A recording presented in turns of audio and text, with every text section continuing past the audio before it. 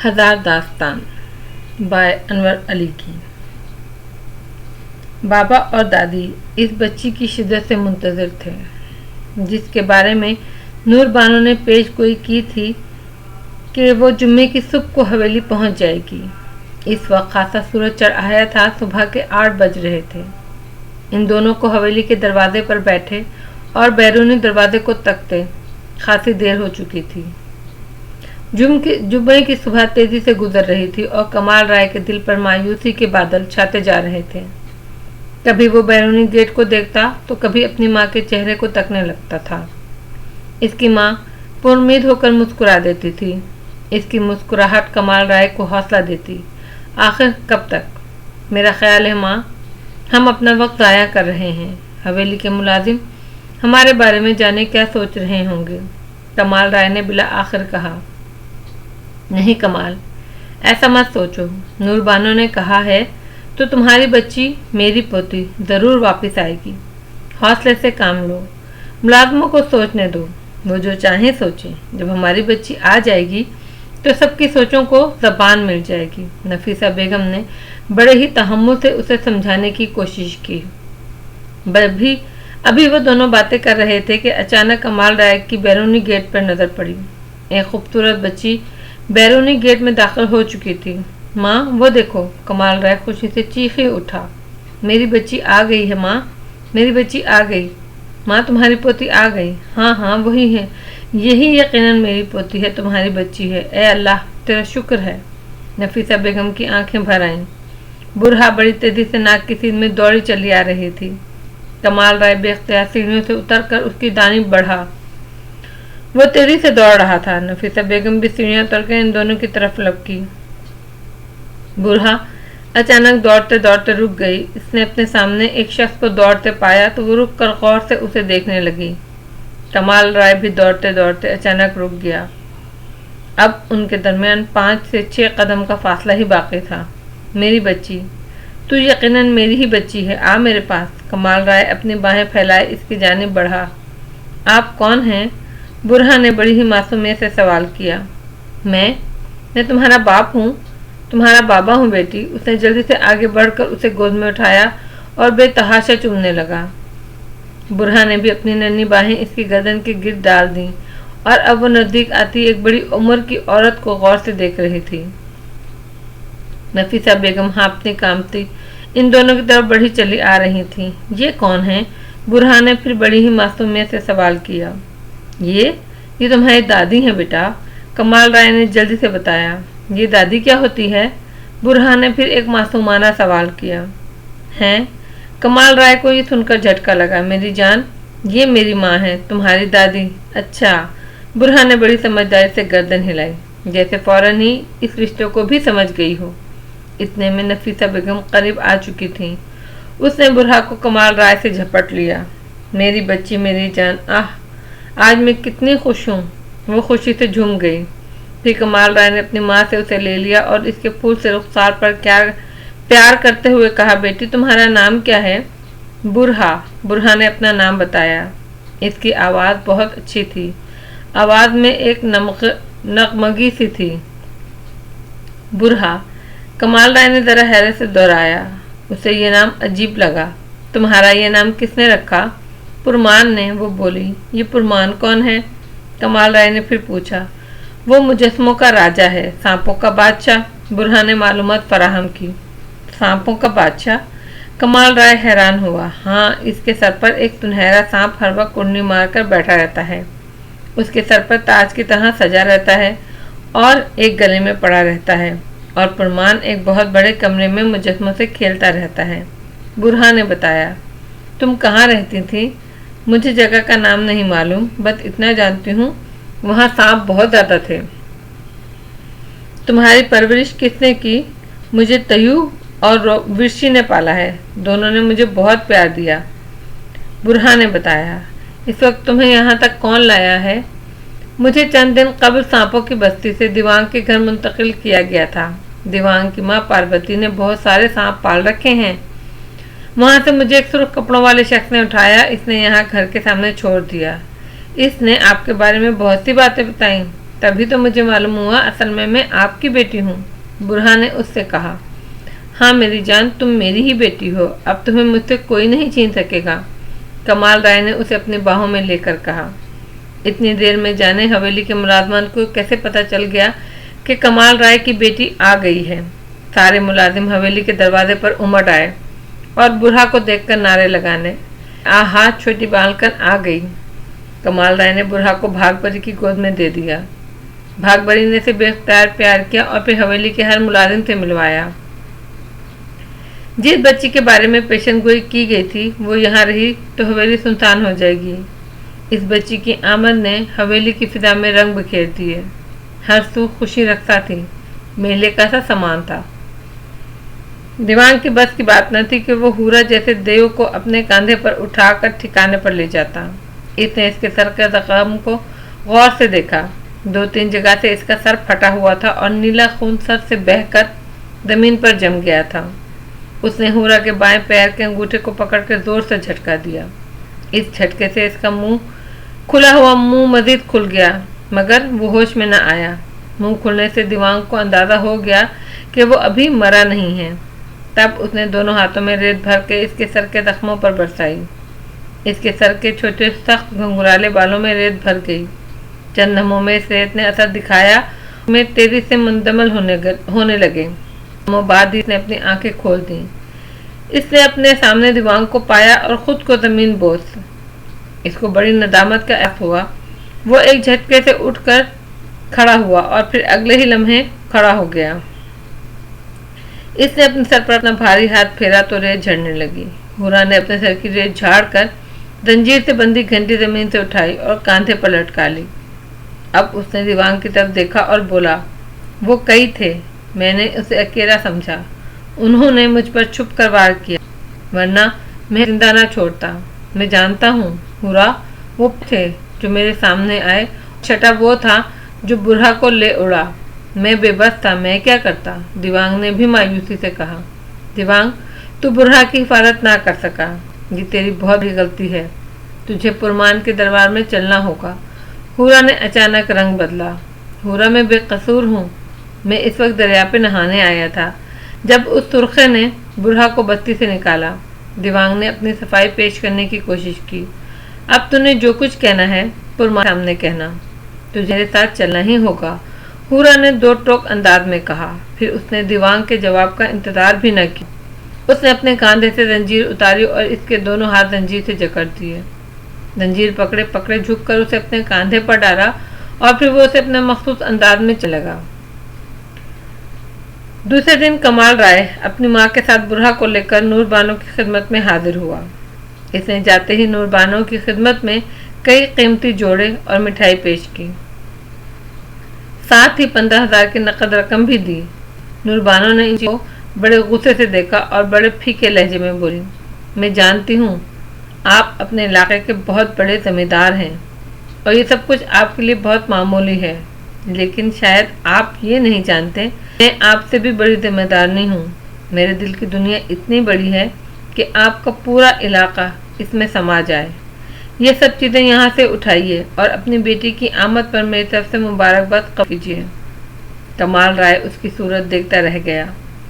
नफीसा बेगम ने भी कुछ कहना चाहा तो नूर बानो ने उसे कहकर खामोश कर दिया कि इस मसले पर मैं कुछ नहीं सुनूंगी। ये चीज़ें आपको वापस ले जाना ही होंगी। मैं यहाँ नज़र और नजराना कबूल नहीं करती। मैंने बगैर कुछ कहे वो चीज़ें उठाईं और बाहर जाकर भागबरी के हवाले कर दी और दोबारा कमरे में वापस आ गया। बुरहा को नूर बानो ने अपनी गोद में बिठा लिया और इससे हंस हंस कर बातें कर रही थी। नूर बीबी, हम आपके बहुत शुक्रगुजार हैं। आपने जैसा कहा वैसा हो गया।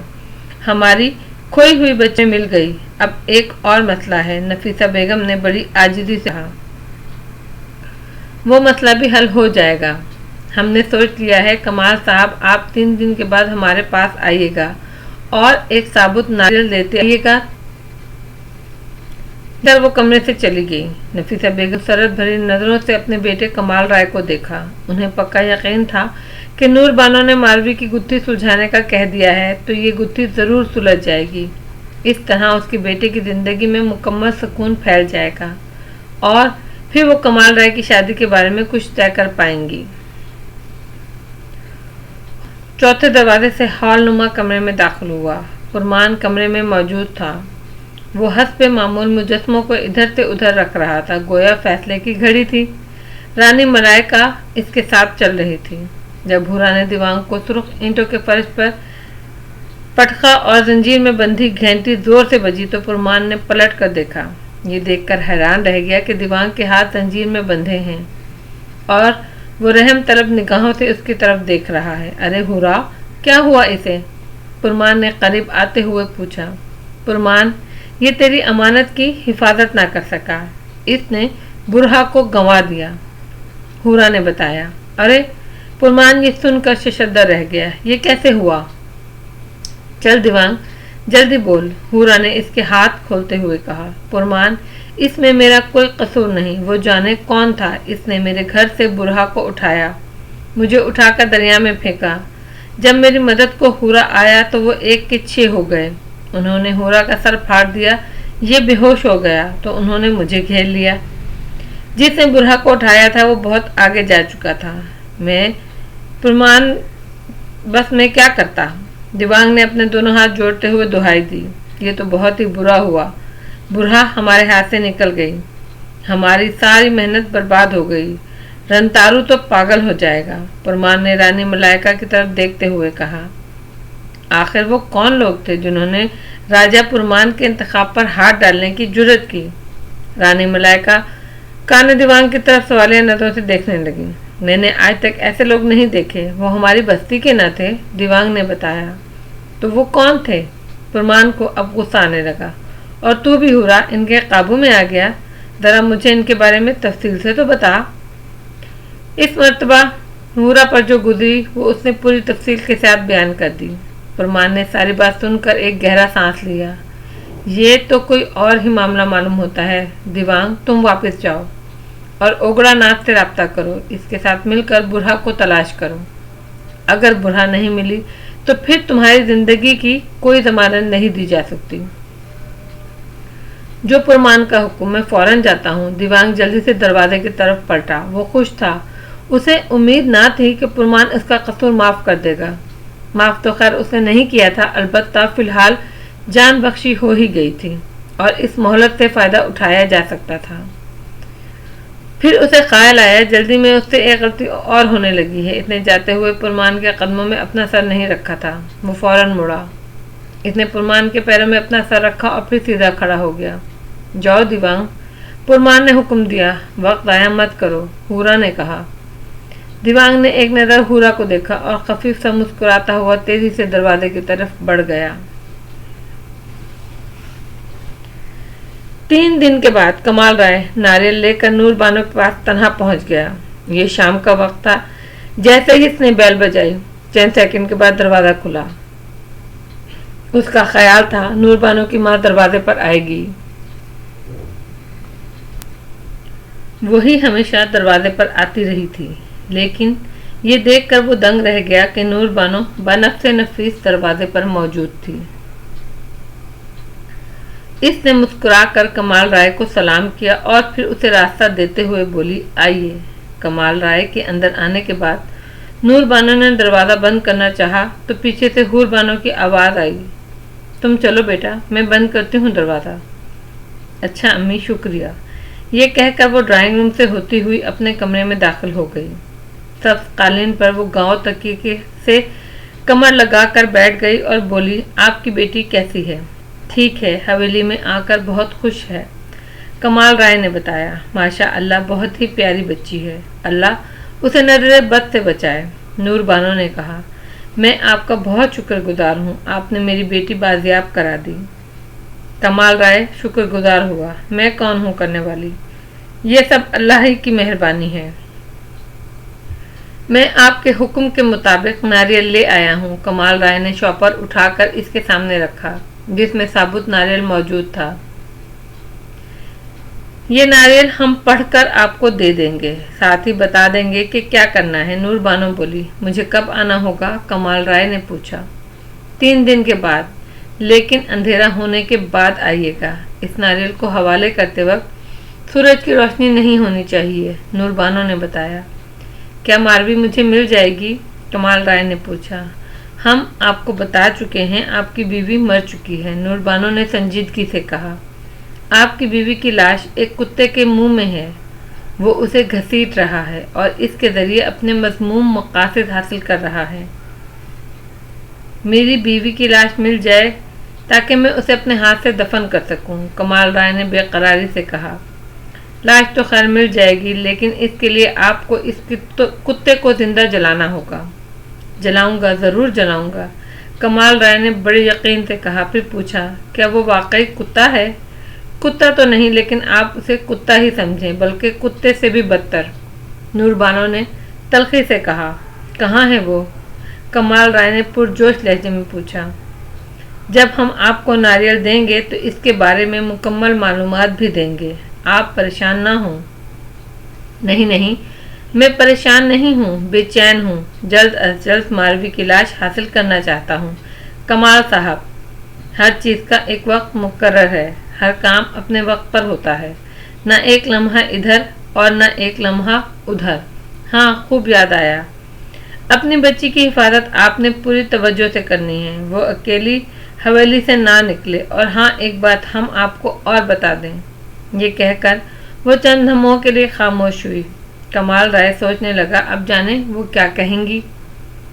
इसके खामोश हो जाने की वजह से कमाल राय शुबे में पड़ गया। वो कुछ फिक्रमंदी और उसे कुछ फिक्रमंदी हो गई। इसका अंदाज बताता था कि वो जो कुछ कहने वाली है वो कोई खुश आइंद बात नहीं है। ये लम्हे कमाल राय पर क़यामत के गुजरे, मगर वो खामोशी से खड़ा ही रहा। बिला आखिर नूरबानो ने लब खोले और यूं गोया हुई, आपकी बच्ची पर 15वें साल बहुत भारी होगा। ओह, कमाल राय की आवाज़ दुख में डूबी। क्या होगा? लेकिन अब वहाँ जवाब देने वाला कोई न था। नूरबानो खामोशी से कमरे से उठकर जा चुकी थी। जब दिवांग झोंपड़ी में दाखिल हुआ, ओगड़ा नाथ भंग घोटने में मसरूफ था और इसके तीनों चेले बारी बारी चर्च भरी चिलम पी रहे थे। दिवांग को देखकर ओगड़ा ने खुशी से नारा मारा, आए दिवांग जी आए, महाराज नमस्ते। तीनों चेलों ने बारी बारी उसे सलाम किया। दिवांग ने इसकी गर्मजोशी का जवाब खामोश रहकर दिया। इसका मुंह लटका हुआ था। ओगड़ा नाथ ने गौर से इसका चेहरा देखा और अंदाजा कर लिया कि वो किसी मुश्किल में है। आओ दिवांग बाबू, बैठो, पहले चिलम पियो, फिर भंग का नशा करना तैयार कर रहा हूँ। ओगड़ा नाथ ने खुश दिली से दावत दी। दिवांग इसके करीब बैठ गया। एक चेले ने उसे चिलम पेश की। दिवांग ने दम लगाया और चिलम वापस कर दी। दिवांग बाबू, कुछ परेशान दिखाई देते हो, क्या मामला है? ओगड़ा ने पूछा। ओगड़ा नाथ, मेरी जान खतरे में है, दिवांग फिक्रमंद लहजे में बोला। अरे क्या हुआ? ओगड़ा नाथ भंग घोटते घोटते एकदम रुक गया। फिर उसने अपने चेलों को एक नज़र देखा और उन्हें बाहर जाने का इशारा किया। वो तीनों आंख का इशारा पाते ही उठ गए और खामोशी से झोंपड़ी से बाहर चले गए। मुझसे बड़ी गलती हो गई है ओगड़ा नाथ, दिवांग अफसुर्दगी से बोला। मैं पुरमान की अमानत की हिफाजत ना कर सका। उसने मुझ पर भरोसा करके वो अमानत मेरे हवाले की थी, पर मैं क्या करूं? उसने मुझे संभलने का मौका ही न दिया। मुझे क्या, वो तो हुरा जैसे जबरदस्त को भी जख्मी करके निकल गया। अरे, हुरा भी काबू आ गया? हैरत है। दिवांग बाबू, जरा सारी बात खुलकर बताओ। दिवांग ने बुरहा के गवाह से लेकर पुरमान के दरबार में हाजिरी तक सारी बात पूरी बात खुलकर बता दी। सारी बात सुनकर ओगरा ने एक सांस लिया और बोला, दिवांग बाबू, फिक्र मत करो, अभी ओगरानाथ जिंदा है। मैं देखता हूँ इन सुर्ख पोशों को। काली देवी की सौगंध, बुरहा को ढूंढ कर दूंगा। पुरमान ने भेजा है तो उसका मान भी रखूंगा और तुम्हारी जान भी बचाऊंगा। बस अब तुम खामोश हो जाओ। कुछ देर के बाद भंग तैयार हो गई तो उसने पीतल के गिलास में डालकर दिवांग को दी। दिवांग ने भंग घूट घूट करके पी और गिलास रख दिया। ओगरानाथ ने भंग एक सांस में चढ़ा ली और नारा लगाया, जय काली, तेरा वार कभी न जाए खाली, तू है बड़ी ही दिलवाली। वाह वाह वाह वाह। फिर वो उठकर झोंपड़ी के अंदरूनी हिस्से में गया। उसने चटाई पे सोई हुई शांति पर नजर डाली और खामोशी से एक कोने में रखी खोपड़ी उठाई और बाहर आ गया। फिर उसने खोपड़ी दीवान के सामने रखी और एक चस्त भरी सिगरेट इस खोपड़ी के दांतों में फंसा दी। तुम्हें पुरमान ने मेरे पास भेजा है तो कुछ सोच कर ही भेजा होगा, देखते जाओ, ओगलानाथ ने हंस कर कहा। फिर उसने झोपड़ी के दरवाजे की तरफ रुख करके जोर से आवाज लगाई, परशोत्तम जी महाराज। उन 3 चेलों में से एक चेला भागता हुआ दरवाजे में दाखिल हुआ। एक कूंडा भर के दरिया का ताज़ा पानी लाओ, जल्दी करो, ओगलानाथ ने हिदायत की। अच्छा महाराज। परशोत्तम ने झोपड़ी के एक तरफ रखा कूंडा उठाया और बाहर निकल गया। अपने चेले के बाहर जाने के बाद ओगलानाथ ने माचिस उठाई, एक तीली निकाल कर जलाई, इसके शोले को गौर से देखा और मुंह ही मुंह में कुछ पढ़ा। फिर जय काली का नारा लगाया और तीली से खोपड़ी के मुंह में दबी सिगरेट सुलगा दी। दीवान को इस वक्त बड़ी हैरत हुई। खोपड़ी ने सिगरेट का कश लगाया और अपने मुंह से धुआं निकाला। ओगलानाथ खोपड़ी को देखकर बार बार नारा लगा रहा था, मस्त हो जा, मस्त हो जा।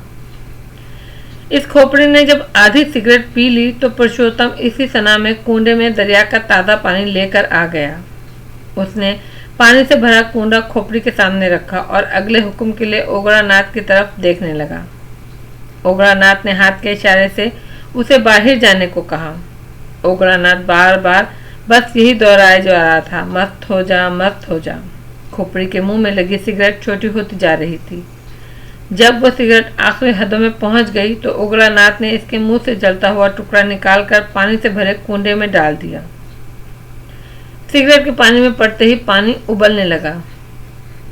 पानी से भाप उठ रही थी, छोटे बड़े बुलबुले बन रहे थे और पानी बड़ी तेजी से गर्दिश कर रहा था। दीवान उबलते पानी को एक टुक देखे जा रहा था। ये सारा खेल इसके लिए निराला था। अगरचे वो कई चीज़ों का माहिर था, लेकिन ओगलानाथ का इल्म वो अघोरी साधु था और इसका सारा खेल मुर्दों के साथ था। वो एक इंतहाई घिनौना शख्स था। वो अजजुली लाश का गोश्त भी खाया करता था। इस तरह का नशा करता, लाशों की पूजा और खोपड़ियों के जरिए जादू का अमल, भटकती रूहों को काम में लाना, यह था ओगलानाथ का काम। शनशिला के भोभला भू, ओगलानाथ ने नामोनुस से अल्फाज मुंह से निकालना चाहिए। कुछ देर बाद इन लफ्जों को दोहराता रहा, फिर अचानक रुक गया। अब उसकी आंखें सुर्ख हो चुकी थीं, चेहरा भयानक हो गया था, अमल में मसरूफ था। तब उसने जोरदार नारा लगाया, जय काली, जय काली। इसका नारा लगाते ही कुंडे का पानी उबलता हुआ कर चौधरी की सूरत में ऊपर उठने लगा। फिर चंद लम्हों में ही कुंडे का सारा पानी खुश्क हो गया। अब एक हवेला धुएं का कुंडे के ऊपर घूम रहा था। आ गया, मस्त होकर देख, मैंने तुझे क्या चीज़ पिलाई। ओगलानाथ ने धुएं के हयोले पर नजरें जमा कर कहा, मेरी बात जरा गौर से सुन। तूने एक काम करना है, बुरहा को तलाश, उसको तलाश कर, जा जल्दी। ओगलानाथ की बात सुनकर धुआं कुंडे से ऊपर उठा और झोंपड़ी से बाहर निकल गया। दीवान बाबू, बुरहा का अभी पता लग जाता है। ओगलानाथ ने बड़े फख्र से दीवान की तरफ देखा। इसकी बात सुनकर दीवान के चेहरे पर इत्मीनान और सुकून फैल गया। ये नारियल हमने पढ़कर तैयार कर दिया है। आप इसे कोई आम नारियल ना समझें।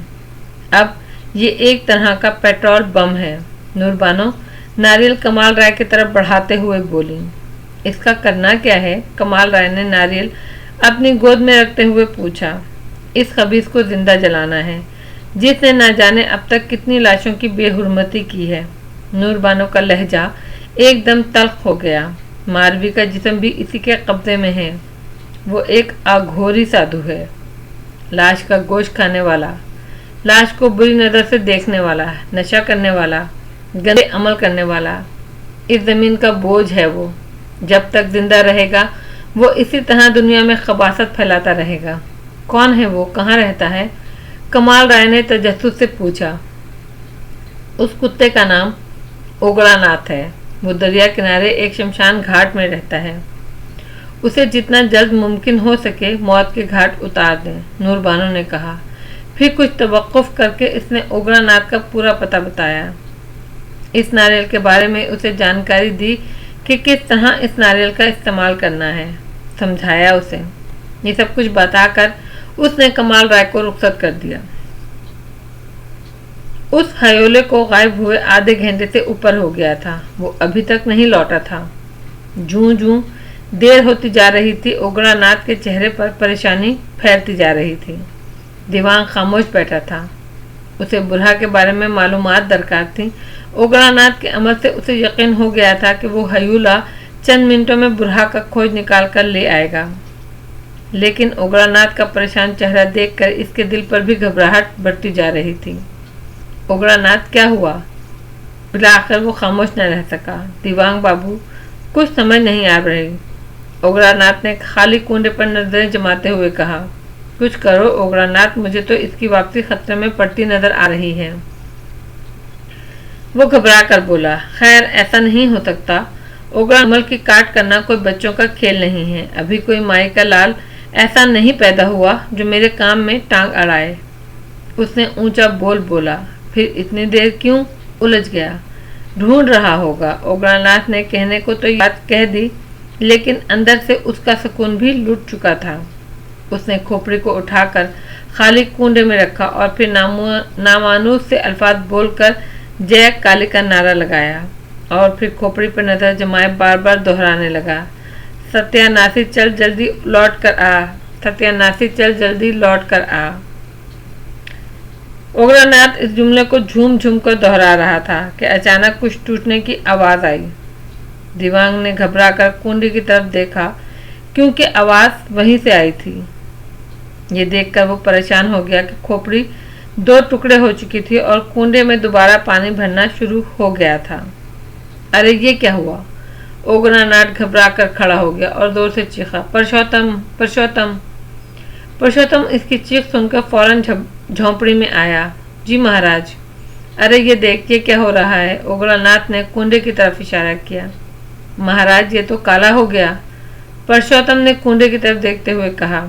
اب کنڈے میں پانی پوری طرح بھر چکا تھا اور ٹوٹی ہوئی کھوپڑی پانی میں اس طرح گھلتی جا رہی تھی جیسے پانی نہ ہو تیزاب ہو۔ چند سیکنڈوں میں کھوپڑی پانی میں تحلیل ہو گئی۔ ارے پرشوتم، اس ستیہ ناسی کو اٹھا یہاں سے اور دریا میں پھینک کر آ، اس ستیہ ناسی نے تو ہمیں شرمندہ کر دیا۔ اوگرا ناتھ نے غصے اور شرمساری کی ملی جلی کیفیت میں کہا۔ اچھا مہاراج، اٹھاتا ہوں۔ پرشوتم اس کنڈے کو اٹھانے کے لیے جھکا۔ دیکھ احتیاط سے، اگر ایک بوند پانی بھی تیرے اوپر گر گیا تو کوڑی ہو جائے گا۔ اوگرا ناتھ نے تنبیہ کی۔ جی مہاراج۔ پرشوتم نے بڑی ہی احتیاط سے کنڈا اٹھایا اور احتیاط سے چلتا ہوا باہر نکل گیا۔ دیوانگ بابو، اپنی زندگی میں کبھی ایسا نہیں ہوا، یہ آخر ہوا کیا؟ اوگرا ناتھ اپنی جگہ دھم سے بیٹھتے ہوئے بولا، یہ کمینہ تو کالا ہو گیا۔ میں کیا کہوں، اب میں کیا کہوں؟ دیوانگ افسردگی سے بولا، میری جان تو پھر سے خطرے میں پڑ گئی۔ نہیں دیوانگ بابو، تم پریشان مت ہو، ابھی ایک عمل اور ہے میرے پاس، لیکن اس عمل میں 2 یا 3 دن لگیں گے۔ تمہیں میرے ساتھ رہنا ہوگا۔ برہا کا پتہ معلوم کرنے کے لیے میں یہاں 3 مہینے بھی رہ سکتا ہوں۔ بس پھر فکر کی کوئی بات نہیں، تم یہاں سے برہا کا پتہ نشان لے کر ہی جاؤ گے۔ اوگرا نے اسے تسلی دیتے ہوئے کہا۔ کچھ دیر کے بعد پرشوتم خالی کنڈا لیے جھونپڑی میں داخل ہوا اور بولا، مہاراج، کالی کو دریا میں بہا دیا۔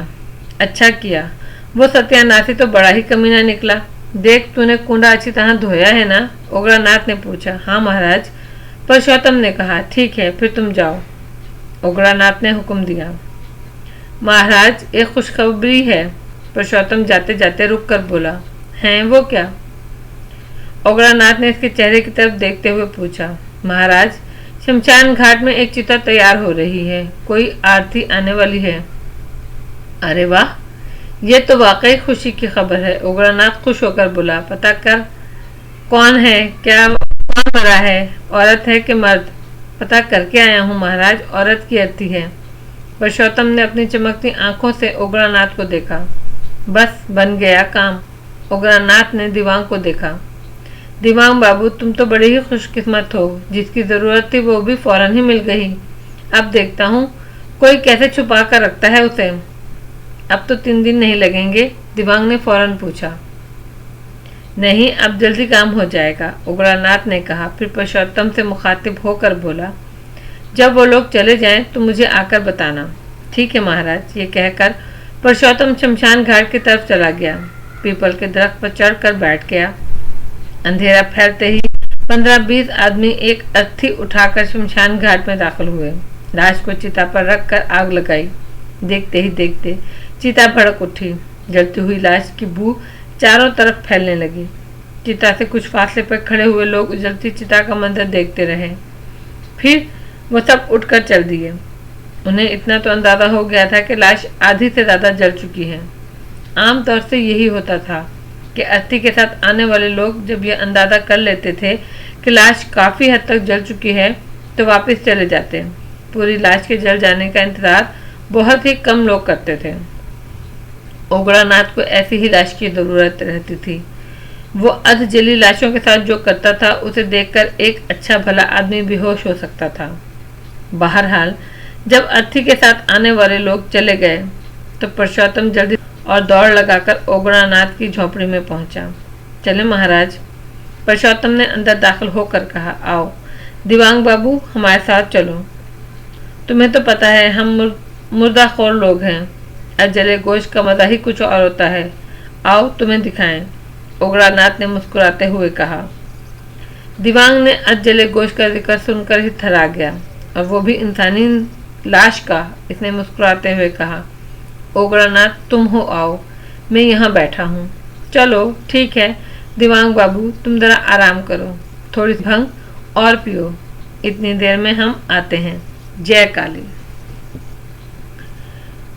वो ये कहकर उठा और कंधे पर एक कुल्हाड़ी रखकर झोंपड़ी से बाहर निकल गया। उग्रनाथ के बदन इस वक्त एक लंगोट के सिवा कुछ न था।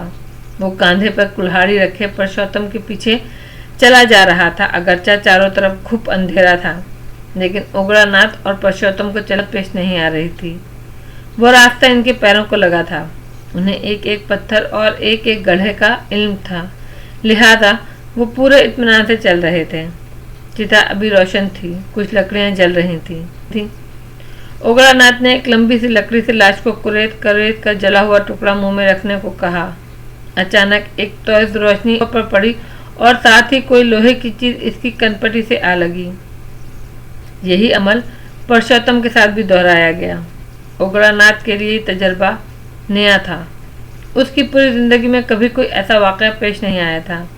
पहले तो इसके समझ न आया कि ये कौन लोग हैं, और फिर जब इन लोगों ने समझाया तो वो समझा इसकी कनपटी से क्लाशनकोफ लगी हुई है, जिसका ट्रैगर दबाते ही धड़ाधड़ गोलियां निकलकर इसकी खोपड़ी के आर पार हो जाएंगी।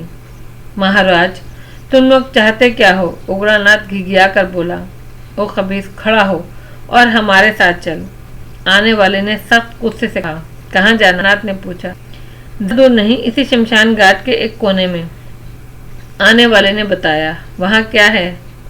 वहाँ तेरा कोई मुंतजर है। कौन है महाराज? अब सारे सवाल यहीं बैठे बैठे करने लगेगा। चल उठ खबीस।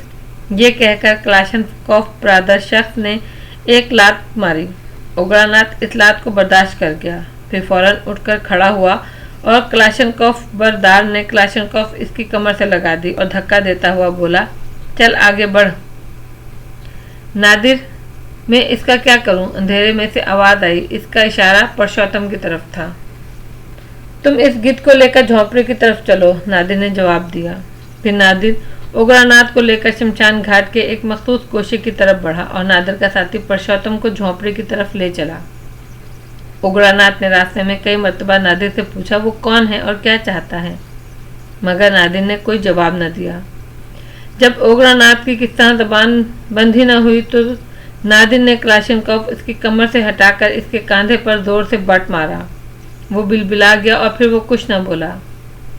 कुछ देर चलने के बाद एक दरख्त के नीचे से एक टार्च चमकी और आवाज़ सुनाई दी। नादिर, ले आए इस खबीस को? जी मालिक, ले आया हूँ, नादिर ने फौरन जवाब दिया। इसे बिठाओ ज़मीन पर। दरख्त के पीछे से फिर आवाज़ आई। ये आवाज़ कमाल राय की थी। अच्छा मालिक, नादिर ने कहा। फिर वो उग्रनाथ से मुखातिब होकर बोला, चल भाई बैठ जा। उग्रनाथ की तो सिट्टी पहले ही गुम थी। उसकी समझ में नहीं आ रहा था ये सब क्या हो रहा है। बहरहाल वो खामोशी से ज़मीन पर बैठ गया। नादिर, इसके चेहरे पर रोशनी तो डालो, ये कहकर कमाल राय दरख्त के पीछे से निकल आया। इसके पीछे 2 असलाह थे। वो किसी भी खतरे से निमटने के लिए तैयार थे। नादिर ने पावरफुल टार्च का बटन दबाकर इसका रुख ओगरानाथ की तरफ कर दिया। टार्च की रोशनी में इसका भयानक चेहरा मजीद भयानक नजर आ रहा था। कमाल राय ने नूर बानो का दिया हुआ नारियल हा हुआ था। उसने जेब से चाकू निकाला और नादिर के करीब होकर टार्च की रोशनी की तरफ हाथ बढ़ाकर चाकू के जरिए नारियल से एक छोटा टुकड़ा काटा। वो एक पका हुआ खुश्क नारियल था। इसमें पानी होने का इम्कान ना था। कमाल राय पहले कई बार अपने कान के पास हिलाकर इस बात की तस्दीक कर चुका था। जैसे ही इसने नारियल से टुकड़ा अलग किया, यकायक उसे नारियल के भारी होने का हुआ। उसे लगा जैसे वो पानी से। नूर बानो ने उसे पेट्रोल बम कहा था। कमाल थोड़ा आगे बढ़कर अपना हाथ लंबा करके इसके ऊपर नारियल उलटना चाहा, लेकिन वो फौरन ही खींच लिया। उसने सोचा अगर इस तरह इसके ऊपर नारियल का पानी डाला तो वो अचानक उठकर खड़ा हो जाएगा, फिर जाने क्या सूरत हाल बने। इसलिए काम को पक्का करना चाहिए। इसका एक हाथ तो ये था कि उसके हाथ पांव बांध कर जमीन पर का बट मारकर उसे बेहोश कर दिया जाए। पहल ज़्यादा महफूज था। तब कमाल राय ने अपने पीछे खड़े एक बंदे से कहा, अरे मुश्ताक, रस्सी भी साथ लाया है कि नहीं? हाँ मालिक, क्यों नहीं? फौरन ही आवाज आई। तो फिर इस कुत्ते के हाथ और पांव बांध, जल्दी कर। मुश्ताक अंधेरे से निकलकर रोशनी में आया। नादिर ने कलाशन की नाल इसके सर पर मारी और बोला, अपने हाथ पांव आराम से बंधवा ले, वरना महाराज बांध लो हाथ। उसने जल्दी से अपने हाथ आगे कर दिए। मुश्ताक ने बड़ी महारत से इसके हाथ पांव बांध कर जमीन पर धक्का दिया। अब कमाल राय आगे बढ़ा। उसने जल्दी से नारियल इसके सर के ऊपर रखकर उलट दिया। नारियल से हैरत अंगेज तरीके से घटाघट पानी निकलने लगा। जब वो पानी में अच्छी तरह भीग गया और नारियल का पानी भी खत्म हो गया तो कमाल राय पीछे हटा। उसने पीछे हटते हुए नादिर से आहिस्ता से कहा, पीछे हट जा। नादिर ताज का रुख उसकी तरफ किए तेजी से पीछे हटा। कमाल राय भी 8-10 कदम पीछे हटकर रुक गया। फिर उसने उग्रानाथ का निशाना लेकर नारियल जोर से इसके जिस्म पर मारा। नारियल का जिस्म से लगना था कि एक तेज रोशनी हुई और उग्रानाथ का पूरा जिस्म शोलों की लपेट में आ गया। अचानक चीखें सुनाई देने लगीं। ये उग्रानाथ की चीखें ना थीं। उग्रानाथ को तो चीखने का मौका ही ना मिला। आग लगते ही इसका दिल बंद हो गया। ये आवाज़ें तो कहीं दूर से आ रही थीं, जैसे भटकी हुई रूहें चीख रही हों। सुनसान और शमशान घाट में रूहों के चीखने की आवाज़ें एक भयानक समा पेश कर रही थीं। सामने उग्रानाथ शोलों की लपेट में था और किसी सूखी लकड़ी की तरह धड़ाधड़ जल रहा था। अगर आपको हमारा नावल पसंद आए तो हमारा चैनल ज़रूर सब्सक्राइब कीजिए। शुक्रिया।